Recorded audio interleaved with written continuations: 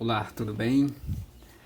Sou o Ronaldo aqui do canal Sola Escritura, onde a gente estuda somente a Bíblia, né? E a gente está trazendo o tema de hoje é o tamanho de Deus, a grandeza de Deus, né? Vamos falar que muitos de nós já imaginamos como será Deus, como que é o tamanho de Deus, se Ele criou todas as coisas, o universo, as estrelas, tudo.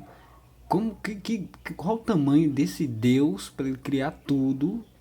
E mesmo ele criando tudo, como é que ele, se ele criou tudo, como é que ele cabe nesse universo que ele criou, certo?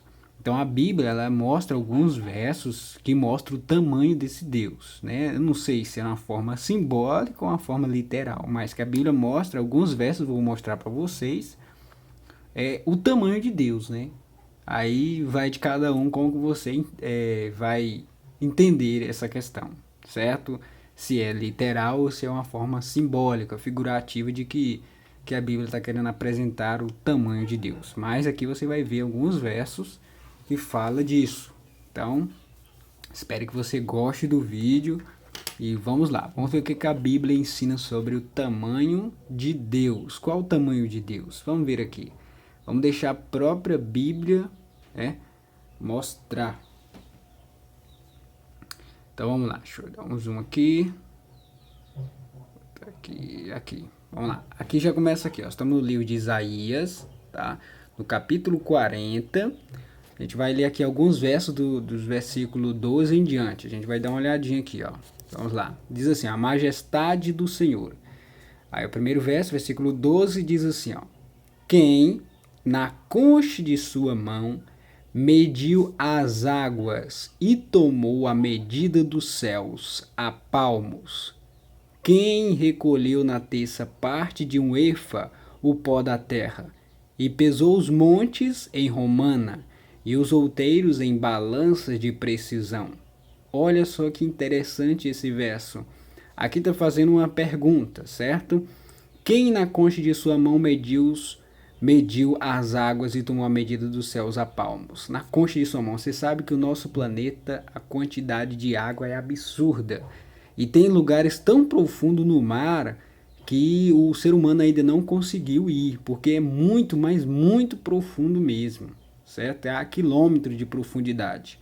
Então, como aí a Bíblia apresenta o que? Quem na concha de sua mão mediu as águas e tomou a medida dos céus a palmos? Já imaginou, irmãos, colocar a quantidade das águas, as águas e tomou a medida dos céus a palmo? Colocar na concha da mão as águas dos mares. Já pensou? O tamanho que é esse Deus. E interessante que fala assim, mediu e tomou a medida dos céus a palmo. Você sabe que o universo tem muitas estrelas, muitos planetas, muito sol, muitas galáxias. E já pensou Deus ele medir os céus, onde tem bilhões de estrelas, bilhões de galáxias, e medir a palmos? Já pensou o tamanho que era esse Deus? Tá vendo aí? Quem recolheu a terça parte de um efa? Quem recolheu na terça parte de um efa o pó da terra? Quem recolheu, né? E pesou os montes em romanas e os outeiros em balança de precisão. Já pensou? Deus medir as montanhas, colocar em uma balança e medir em precisão. Esse é um Deus que nós servimos, irmãos. É o nosso Deus, o verdadeiro Deus, o único Deus. E olha só que interessante que aqui diz aqui, ó, versículo 15. Olha, presta atenção nos detalhes. Eis que as nações, as pessoas, a população do mundo, eis que as nações são consideradas por ele como o quê? Como um pingo que cai de um balde e como um grão de pó na balança. As ilhas são como um pó fino que se levanta. Já pensou? As ilhas é igual um grãozinho de pó perante Deus. Deus é muito grande, irmão. Muito, muito grande. Eis que as nações são consideradas por ele como um pingo que cai de um balde.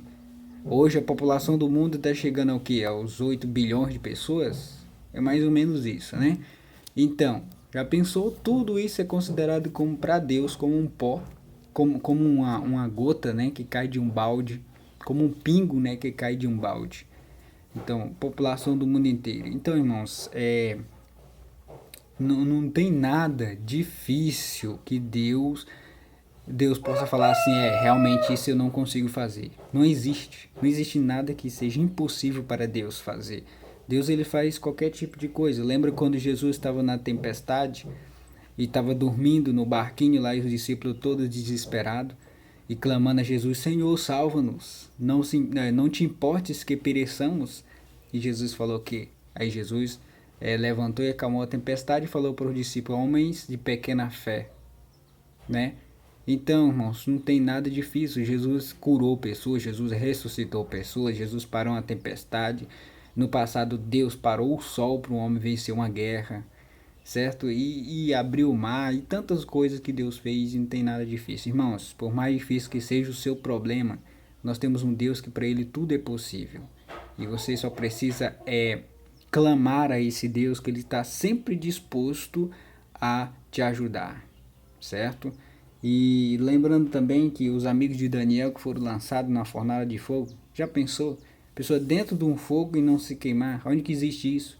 É o Deus que nós servimos, irmãos. Para ele tudo é possível. Para nós é impossível jogar uma pessoa dentro do fogo e a pessoa não se queimar. Mas para Deus, ele mostra tudo é possível. Quando Jesus fala tudo é possível, aquele que crê, é porque é tudo, não tem exceção de nada. Para o homem já inventou alguma máquina que se teletransporta de um lugar para outro, sai daqui e vai lá na China em questão de um segundo. Será que já inventaram essa máquina? Não inventaram. Existe caso na Bíblia que uma pessoa se teletransportou de um lugar para outro? Por incrível que pareça, irmão, tem. Só não estou lembrado aonde, mas lá no Novo Testamento tem. Parece que era um dos apóstolos de Jesus ou dos discípulos. Ele estava pregando em um lugar e batizou uma pessoa, não sei se foi o eunuco, batizou o eunuco e ele se teletransportou de um lugar e foi para outro lugar. Certo? Então, tudo é possível aquele que crê, irmãos. Tudo. Então, vamos ver mais embaixo. O que a Bíblia apresenta mais do tamanho de Deus? Olha aqui, o versículo 17. Todas as nações são perante ele como coisa que não é nada. Ele as considera menos do que nada, como um vácuo. Todas as nações do mundo. Quantidade de gente absurda que tem. E a própria Bíblia fala que perante Deus é coisa que não é nada. Ele as considera menos do que nada. Só que mesmo ele considerando isso menos do que nada, ele mesmo saiu do seu trono de glória para vir ao mundo para salvar a humanidade. Ele deu uma importância enorme para esse povo que estavam considerados como perdidos. E você é super importante para Deus, irmãos, pode ter certeza. Aqui mais embaixo diz assim, ó. Ele é o que está assentado sobre a redondeza da terra, cujos moradores são como gafanhotos. É ele quem estende os céus como cortina e os desenrola como tenda, para neles habitar. Certo, irmãos? Olha só. Ele é o que está assentado sobre a redondeza da terra, cujos moradores são considerados como ele para quê? Como que? Gafanhotos. Quantidade de gente absurda para ele é como um gafanhoto, coisinha pequena. Se ele criou o universo, irmão, que tem bilhões de estrelas, o que é o nosso planetinho no meio do universo tão, mas tão imenso, né? E nós estamos aqui. E Deus deu uma importância tão grande, mas tão grande para esse planetinho no meio do universo tão grande. É como se o nosso planeta fosse um grão de areia, um grãozinho de areia no meio do quê? No meio dos grãos, de bilhões de grãos que existem na praia. Certo? Tá lá perdido um grãozinho de areia. Então, diante do universo, o nosso planetinha aqui é um grãozinho no meio do universo que tem bilhões de estrelas.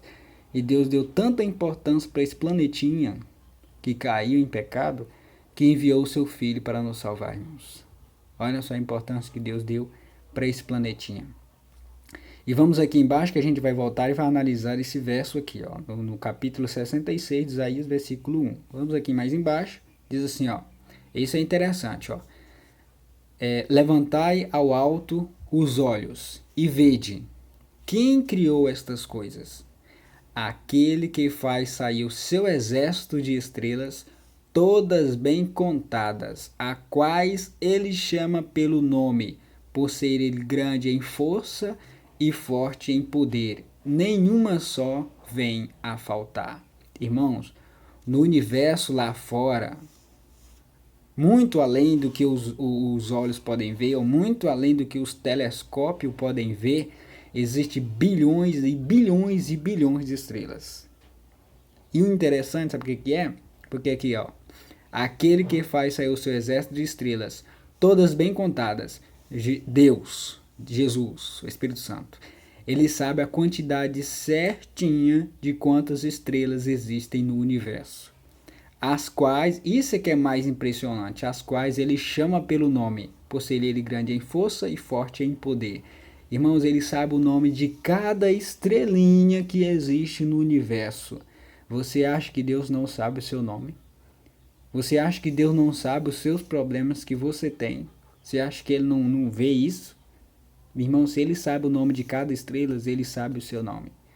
Se ele sabe tudo o que acontece, ele sabe a situação que você passa. O que ele quer é que você entregue a sua vida completamente a ele, certo? E ele está disposto a te ajudar. Se você for lá em Salmo 147, vai falar a mesma coisa, que Deus conhece, sabe a quantidade de estrelas, chama todas pelo nome. Vamos lá aqui em Isaías 66, versículo 1. Tem algumas páginas aqui para frente e a gente vai dar uma olhadinha aqui, ó. 66, versículo 1, diz assim, ó. Assim diz o Senhor, o céu é o meu trono. O céu, irmão. Se o céu é o trono de Deus, então é porque Deus é grande. E a terra é o estrado dos meus pés. O que é esse estrado dos meus pés? Você pesquisar na internet, você vai ver que é um banquinho que coloca os pés. A pessoa fica sentada, certo? No trono e coloca embaixo lá do trono um banquinho para ele só colocar os seus pés em cima. Esse seria o estrado dos seus pés. Então, o céu é o meu trono e o céu é imenso, irmão. Tem muito espaço e muitas coisas que existem lá fora, no universo. E o próprio Deus fala que o céu é o trono dele. Que casa, isso é que é interessante, ó. Que casa me edificarei vós? E qual é o lugar do meu repouso? Irmão, se o céu é o trono de Deus e a estrada é o estrado dos seus pés, um banquinho, como é que nós podemos fazer uma casa para Deus entrar dentro e morar? Uma casa, literalmente, construção de uma casa. Não existe. Se Deus criou os céus, Deus criou tudo, como é que ele vai caber dentro de uma casa? Você sabe que a lógica de Deus é totalmente diferente da nossa, né? Presta atenção. Na matemática, 10 menos 1 para Deus é o quê? É zero. Você lembra lá que fala dos mandamentos, né? Se você guardar os mandamentos, mas tu pensar em um só ponto, você é culpado de todos, ou seja, você não cumpriu todos. Então é 10. 10 menos 1 é zero. Para Deus, para Jesus, quando ele esteve aqui na terra, ele falou: quem quiser ser o primeiro será o último. Certo? Então, para Deus, a lógica de Deus é totalmente diferente. E aqui, o que tem a ver com isso aqui? O que tem a ver? Que se Deus, olha só que interessante, Deus ele não cabe no universo, não vai caber dentro de uma casa. Então, uma casa literal, né? A construção. Mas interessante que ele fala que o nosso corpo é o quê? O templo do Espírito Santo. Então Deus não cabe no universo, mas ele cabe dentro de cada um de nós. Porque nós, o nosso corpo é o templo do Espírito Santo. Certo? Vamos lá, mais embaixo que diz assim, ó. Porque a minha mão fez todas estas coisas e todas vieram a existir, diz o Senhor. Mas o homem para quem olharei é este, o aflito e abatido de espírito e o que treme da minha palavra. Certo? Vamos lá aqui em Naum, para finalizar, Naum capítulo 1, versículo 3. Vamos lá no livro de Naum, capítulo 1, versículo 3. Que Naum capítulo 1, versículo 3, diz assim, ó. O Senhor é tardio em irar-se, mas grande em poder e jamais inocente o culpado. O Senhor tem o seu caminho na tormenta e na tempestade, e as nuvens são o pó dos seus pés. As nuvens, irmão, que a gente vê de noite aí, é considerado para Deus como o quê? Como o pó dos pés de Deus. Pózinho, entendeu? Então, gente, Deus é grande. Não se sabe se quando as pessoas estavam escrevendo os autores que escreveram esses livros que eu apresentei para vocês, lá em Isaías, né? Lá em Salmo também fala que Deus contra as estrelas, ele sabe o nome de cada uma delas, Isaías e Salmos, né? E aqui em Naum também fala que as nuvens é como o pó nos pés de Deus. Não se sabe se ele estava querendo ilustrar de uma forma figurativa, né, ou literal. Mas a gente sabe que para Deus não tem nada impossível para que ele possa fazer. Para Deus ele pode ressuscitar uma pessoa que morreu. E ele fala lá, acho que é Zacarias, né, que fala lá do vale de ossos secos, que fala lá que Deus pode fazer de um monte de ossos um exército.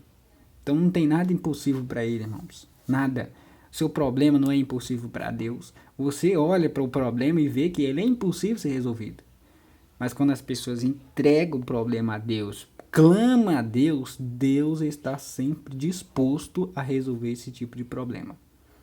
Só que o que Deus quer hoje, irmãos, o que Deus quer, que a gente busca, não é riqueza, não é casa, não é dinheiro, não é o Deus. Deus, Ele quer que nós buscamos diariamente, em primeiro lugar, o seu reino e a sua justiça.